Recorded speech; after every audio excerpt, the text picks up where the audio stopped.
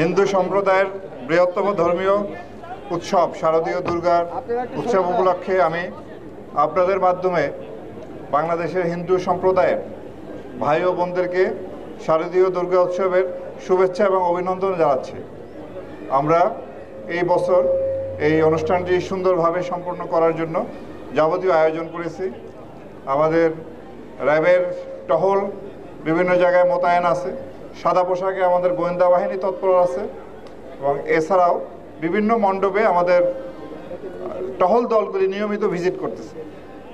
তা আমরা অন্যান্য আইনশৃঙ্খলা রক্ষাকারী যে সমস্ত বাহিনী আছে তাদের সাথে সমন্বয় করে এই ডিউটি করতেছে।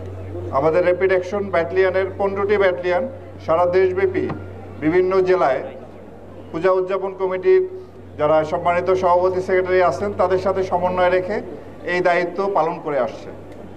আমরা আশা করি এবারের পূজাটি খুব সুন্দরভাবে আমরা সম্পন্ন করতে সম্ভব হব। এছাড়াও আমাদের সাইবার টিম তারাও সার্বক্ষণিকভাবে সাইবার ওয়ার্ল্ড মনিটরিং করতেছে, যাতে কোনোভাবে কোনো দুষ্কৃতিকারীরা কোনো রকম গুজব ছড়িয়ে যাতে এই উৎসবের যে আমেজ সেটা যাতে কোনোভাবে নষ্ট করতে না পারে। আমি আপনাদের মাধ্যমে দেশবাসীকে অনুরোধ করব যে আপনারা দয়া করে কোনো প্রকার কোনো গুজবে কান দিবেন না।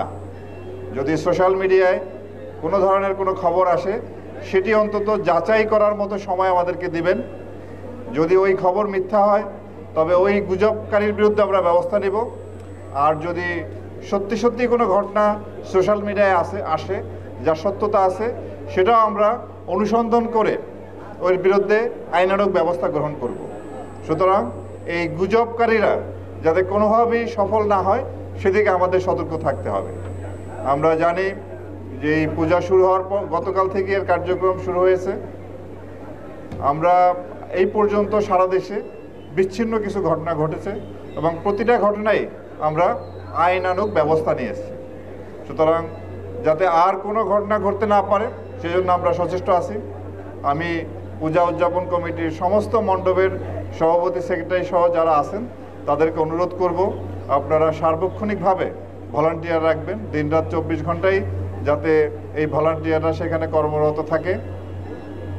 আর এছাড়াও যাতে পর্যাপ্ত আলোর ব্যবস্থা থাকে রাতের বেলা সেটাও নিশ্চিত করতে হবে এবং যারা এখানে পূজা দেখতে আসবেন তারা যাতে নির্বিঘ্নে আসতে পারে সেদিকে আমরা লক্ষ্য রাখব।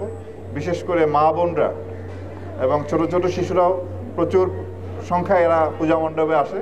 সুতরাং যাতে কোনো রকম কোনো ইভটিজিং বা এই ধরনের ঘটনা ঘটতে না পারে সেজন্য কিন্তু আমরা সর্বাত্মকভাবে সচেষ্ট আছি।